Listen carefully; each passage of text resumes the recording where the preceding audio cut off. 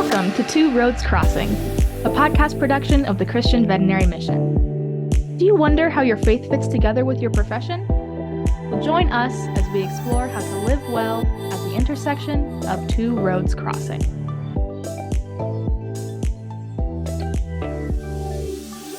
Well, hello and welcome to Two Roads Crossing. I am Dr. Barry Schwenk. I'm a veterinarian, a pastor, and your host as we begin to explore today the intersection of faith and vocation, as I am talking with Dr. Rob Goodman about veterinary medicine and wellness, or maybe the lack of wellness. Maybe that's the way we need to frame it. Rob, it's great that you could join me today. I appreciate you taking time out of your busy schedule. And I've been really excited to talk with you about this because wellness and veterinary medicine are kind of at the heart of what you do. But it's not a normal thing. I hate saying it that way, but how did those two things come together in your ministry and your life, and to get you to this place right now? Oh, that's a long story, but we got time. We got time. We got time. The short version, as I was kind of finishing up my military career, I ended up in a position. I actually told the personnel people, I'll go anywhere you want as long as it's in San Antonio. They had the same response that you just did. And so I ended up in a non-veterinary job looking at organizational development, looking at the human dimension of how organizations work for the Army healthcare system. And as part of that, I did some coaching work, training, and I looked at that and I said, wow, this is pretty good. I wonder if we have something like that in our Christian tradition. And that's how I found spiritual direction, got certified as a spiritual director. As I was looking to retire, one of the verses that had just struck me in that time is from Luke, from Zechariah's prophecy over John the Baptist. And he describes Christ, the one who is coming, as the one who brings light to those who sit in darkness and in the shadow of death, and guides our feet into the way of peace. And that look at bringing light to those who sit in darkness, and being a veteran and a veterinarian, a large portion of the people that I've interacted with as a profession sit in a lot of darkness. And so really looking at that well-being side, and I'd done some work with the VA as well, in terms of trying to bring their program for holistic wellness, looking at patients not just as a bag of symptoms to treat, but holistically in the physical domain, the emotional domain, and the spiritual domain. And so I was intrigued by that as well. And so just kind of that, if it were only two roads crossing, it would be much easier. Much easier. Yeah, it's like this great intersection in the mix master there. But no, I ended up, as I retired from the Army, recognizing a call into vocational ministry, into full-time ministry, seminary, ordination into the priesthood, and really this continued look to, wow, how do I engage not just at the parish level, but with others who are in this place of spiritual darkness, and bring light to them. And so I'm really glad that CVM is taking the steps to actually lean into, wow, how do we speak well-being into this profession that we love? Yeah, no, absolutely. And it's been, I think for CVM, it's been one of those things that has always been present. We just maybe haven't been dealing with it with intentionality. It's always a part of, and one of the things that, even from this podcast perspective, I've always enjoyed going to conferences, and when I sit down and talk with folks at conferences, new folks that I meet, speakers, sitting down for a meal, everything always kind of gets back to well-being. It's always a discussion about how do you handle this struggle or that struggle, And honestly, from a veterinary medicine perspective, I think that even probably back when we were both in school, it was always well known that veterinarians struggled with high divorce rates and depression, and we didn't have the word or the term compassion fatigue or anything at that point in time. But we just knew that with the long hours and what we were doing, that there was a lot of personal pressure and a lot of unhealthy behaviors that were just we're supposed to be understood that that's just something that you're going to have to face as a veterinarian. And so as we begin to look more intently at how we can not necessarily accept that, but address it, and how we can live better as those multiple roads come crossing. I think about in Ethiopia, there's a place called Meskel Square. And really, it's what you just said. There's a place where like 7 or 8 roads all come together into one crossing, and some roads go from 7 lanes down to 2 lanes on the opposite side. It's just chaos, and that's well-being in veterinary medicine. Yeah. To be honest, you described that. I think of the place that frustrated me most driving through Paris, and those big squares, and everything comes in and nothing's marked, and then there's this stoplight sitting there. It's like, yes. who's looking at that? And no one does. You just got to, if you can get through to the other side, you feel like you've really been successful. And I think that's part of what, as we talk about wellness, and it's interesting. I hate to say this, but it's interesting that you discovered that in the Army Corps of Veterinarians. That is, now, when you went from school into the Army, were you already a believer at that point in time? Was that? Yeah, I grew up in the faith. I grew up in the Presbyterian church, but I think one of the beauties of this podcast and the Two Roads Crossing is that those were parallel roads. Yeah. For me. I had my church life and my professional life, and God had Sunday and the Army had the rest.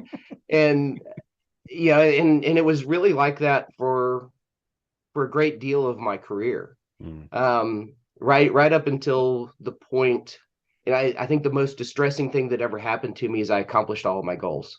And I had all of these career goals, and I strongly remember driving down the road saying, okay, since I was 12, I wanted to be a veterinarian, did that. Always wanted to go to Texas A&M, did that, did the Corps of Cadets, was in the Army, had all the jobs that I wanted, was a board certified internist, was commanding the unit I always wanted to command, and there was nothing. And for a goal-oriented person, when all your goals are accomplished, I mean, there's this emptiness, and and that drove me back into, okay, where is my faith on a daily basis? And by that time, I was in the liturgical side of the Army chapel system, which happened to be Episcopal at that post, and so really dove into the Book of Common Prayer. And about 8 months after that, I found myself in the deserts of Iraq for what ended up going from 12 to 15 months in the middle of my tour. In fact, I found out when I was on R&R that we were going to be extended. That was not a happy conversation. That third road crossing of family life was difficult there. But what sustained me through that deployment was the practice of daily prayer. And in the prayer book tradition, there is a daily devotion that's scripture based. There's usually a little psalm. There's a reading that goes with it. There's some prayers that go with it. But even when I didn't feel like praying, even when I didn't know what to pray, those were the words that I could pray.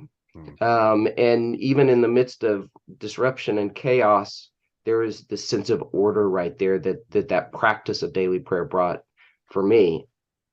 Looking at that, we look at those parallel roads, and as you say, with CVM, and I've been engaged with CVM for 12 years, I think. There's always been this faith journey, and this veterinary journey. Mm. And we put them side by side very nicely. Mm. But looking at the intersection, I think is a beautiful way of saying, Mm. wow, how do I bring my wholeness, my wellness, what in the Greek, Jesus says your faith has saved you. He says, and really that's your faith has made you whole. Right. Now go and be whole. Mm. What does it mean to be whole and to be well in our daily lives and in our profession? I think it's a beautiful question of how do we do that in the ways that we take care of ourselves, the way that we manage relationships, the way that we respond to things when they go wrong, to the crisis situations. Veterinarians don't have crisis situations. What are you talking about? You were talking about being in vet school and saying, wow, this profession has a high divorce rate, a high Mhm. stress rate, a high burnout rate. So I'm glad that we went to seminary and became pastors. That's right. Well, and that's why I appreciate like being able to talk with you about this, because my journey has obviously not been the same, but there are some similarities there, and maybe you have some insight to this. As we were serving in Ethiopia, we were really convicted of just about the brokenness, the lack of wholeness of people, and why do you think veterinarians, across the board, people are just like, people are people, right? We're all broken. Yeah. But why do you think that as veterinarians we struggle so much, and that we tend to try to run down those two parallel roads instead of coming to that place of wholeness? Oh, wow. Is that a loaded question? Yeah, that's a huge question. I think we all do that in different Yeah. ways. What is it about the veterinary profession that makes us so prone to compassion fatigue? I think a lot of that is working alone. I mean, we're still a profession that's largely, you know, small practices without a great deal of support.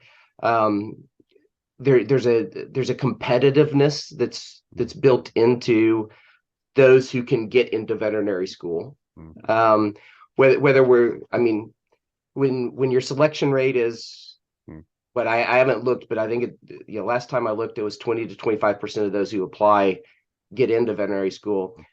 You have a built-in competitiveness to that, and so we look at things in competition, either with others or with the self we think we ought to be. Right. Um, Mm. there's a drivenness. Again, we as a profession we select for that. Those who are devoted to their college studies, Mm. are the ones who can get in, and those who actually have decent Mm. school life balancing probably don't have the grades to get in. And so we select for those who are at risk of burnout and imbalance. I think also we come in wanting to fix things that are broken. Mm. And and particularly from the perspective of an internist, Mm. internal medicine, you get really broken things. And at a teaching hospital, going through residency, I still remember coming up to one of my fellow resident mates, was an oncology resident. I said, man, I just diagnosed my fifth cancer patient today. How do you do Mm. this? He said, oh, my work's easy. I don't have to break bad news to anybody. You get to do that. They come, you've selected the people who have hope and money. Um, and so, I mean, there's this part of, I can't Mm. fix everything. And then there's this client side of, and there's a relational part of, we have different values, and a Mm. not that, my values are better than their values, but I'm looking at a patient, and they're looking at their whole life and their bank account. Mm. And there are things that we can't know about one another, that leave this space there. We're a profession that wants to relieve suffering, and so it's really hard when we suffer to not be able to relieve that. Right. on our own by ourselves because we're the Right. mighty veterinarians. And Right. Well, that's part of it, right? I mean, that's the thing is that I like what you said about striving or have this idea about trying to be the person that we think that we're supposed to be. And as yeah, veterinarians, that's um, we're supposed to have it together, right? We're the ones that we're at the top of that pinnacle where we have to have the answer. And if we don't have the answer, then who does? And if we don't relieve the suffering, then who will? And yet, as a profession, we've arrived at this place where we have to say, physician, heal thyself. Right. yeah, We've got to this place where our ability to do all of those things and our ability to be the kind of doctors that we want to provide for our clients and for our patients is really impacted by our inability to take care of ourselves. yeah, And that's a from a spiritual standpoint. I like what you said about that that comes across in the way that we handle stress and crisis. It comes across in the way that we take care of ourselves or don't take care of ourselves. It comes across in our relationships. All those big points that we talked about earlier. There are ways that that we're hurting ourselves, and we just get to a point where we think that there's no way out of that. And that wellness and that the lack of wellness and that hurt and that despair can certainly be overwhelming. And as veterinarians, the idea that somehow then that we have failed is also very overwhelming. So how do we do that? How do we handle as veterinary professionals? How do we get to that place of wellness? So you've dedicated a lot of time thinking about this. So hopefully, and there's some, big picture wise, we look at it, in terms of the domains of wellness, and the ones that I like, there are all kinds of wheels out there. And as my statistician friend once told me, all models are wrong, some are useful. And so I've tried to take wrong out of most of my lectionary and use incomplete. And so all models are incomplete, and some are useful. The one I find useful says, wow, we have this physical domain of wellness that we manage, self-care wise, mostly in terms of activity, nutrition, and sleep. We have an emotional domain of wellness, the ways that we are aware of and tend to our feelings. We have a spiritual domain of wellness and a vocational domain of wellness.